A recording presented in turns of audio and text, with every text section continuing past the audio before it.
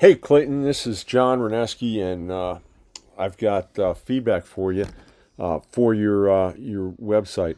Um, so if we use the RISE model, which is reflect, inquire, suggest, and elevate, um, that's a pretty good model for providing feedback.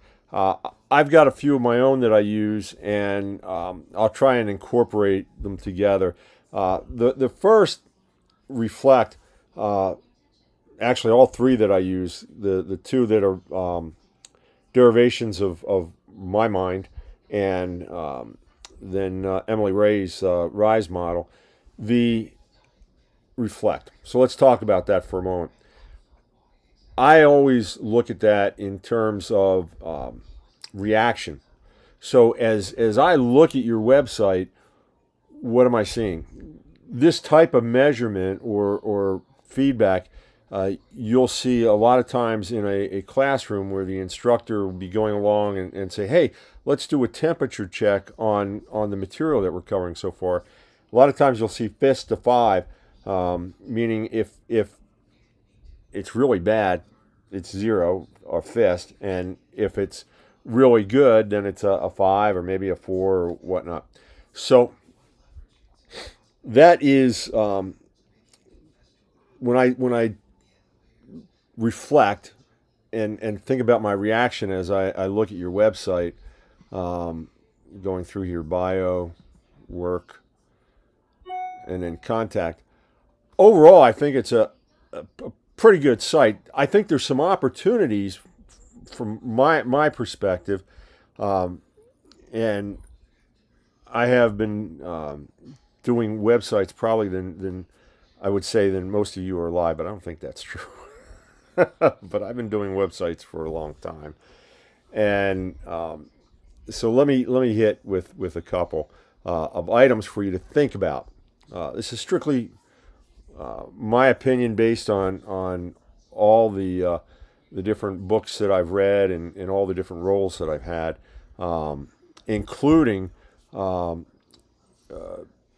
I've been a UX IU subject matter expert tester when Disney launched its Parks and Resorts portal, and that was because I had been a information architect and website owner for 3 other internal Disney intranet sites. So that's kind of some of the background that I'm bringing here, in addition to all the clients that I've worked with afterwards as individual contracts. So, by the way, one of my favorite authors is Steve Krug. Don't Make Me Think, all about user design and usability. And another one is this is the suggestion phase. You can tell I do things out of order. He has another book. It's not. I think it's called "It's Not Rocket Science." It's somewhere up there on my bookshelf. Is another one. I'm trying to think of who wrote Usability, but that's a great book. Also, if you're going to do websites on a regular basis, those are a couple good books to have on your bookshelf. Okay, so my first impression from a design standpoint, as I look at this, the navigation bar looks good. Those are certainly home, bio, work, contact, and you've got your logo up top. Now, in your homepage on the banner, I get to this, and I know right away that I'm dealing with Clayton Sackett's website, your tagline, cinematographer, actor, and then you have a secondary tagline, Clayton is a Broadway World nominated actor and owner of CS Productions.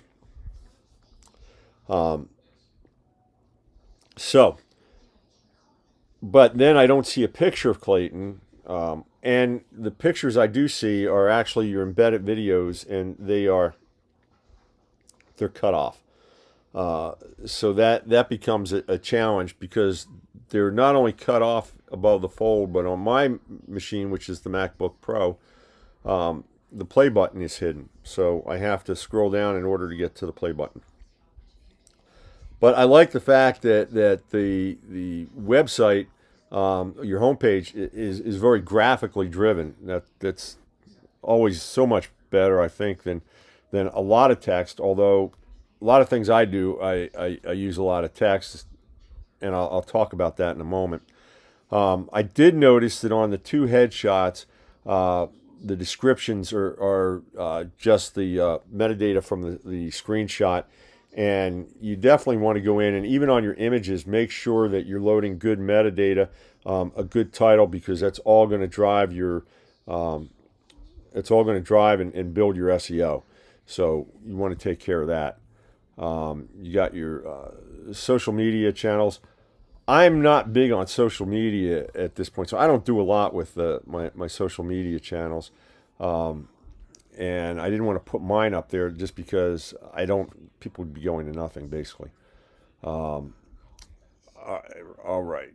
I've got I'm in the process of onboarding, just FYI, somebody to do all my social media work. Years ago, one of the companies that I had was based in Toronto, and our name was SE Social. SE was the emphasis on the SEO work, and then the Oshel obviously on the social media work. And I had a whole team that did social media. So, oh, how times have changed.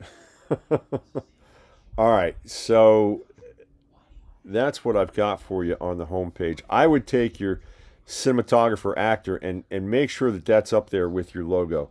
Because as I already looked through your other pages, I saw that it was missing. And it's just the logo. So you want to have that tagline there. Okay, so next, let me come back, make sure I'm not missing anything on the homepage.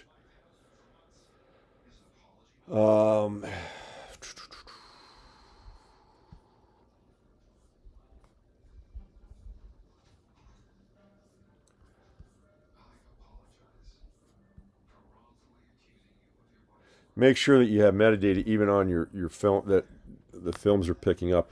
The Wix video manager, I believe on each of the temples, has a pretty good metadata collector so that you can put all that information in. So for example, on who I am, and then your candle video has nothing, and the picture of the person with the mask has nothing, and then you have the metadata for Ryan Roost. So, but you know, you might want to put more, make sure that there's more metadata there. So just food for thought. Let's go to bio. So this I like. This is a great page, other than the tagline. And let me tell you that what I would do here. When you get into the text, you kind of start with the beginning of the biography, and on my page, for example, my page is an agency page, or my site is an agency site. So instead of bio, it's about. But when you're doing personal branding, I think bio works great. And what I would tell you is, let people know why you exist right from the beginning, then get into the details. So on my page, the first paragraph is really the mission page, and as a personal brand, you have a mission as well, and you need to define that for your audience.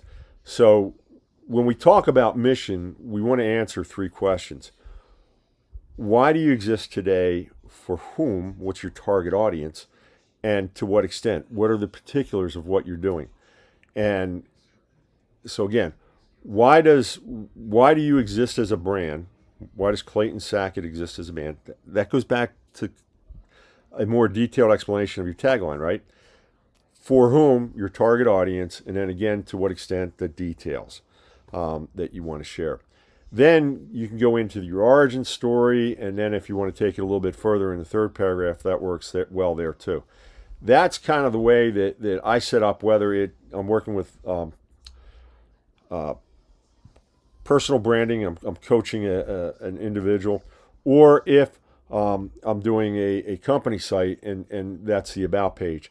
That's where the similarities are from my work that I would share with you. And I've been doing strategy and mission work for decades. So food for thought, okay? Suggestion, nothing more.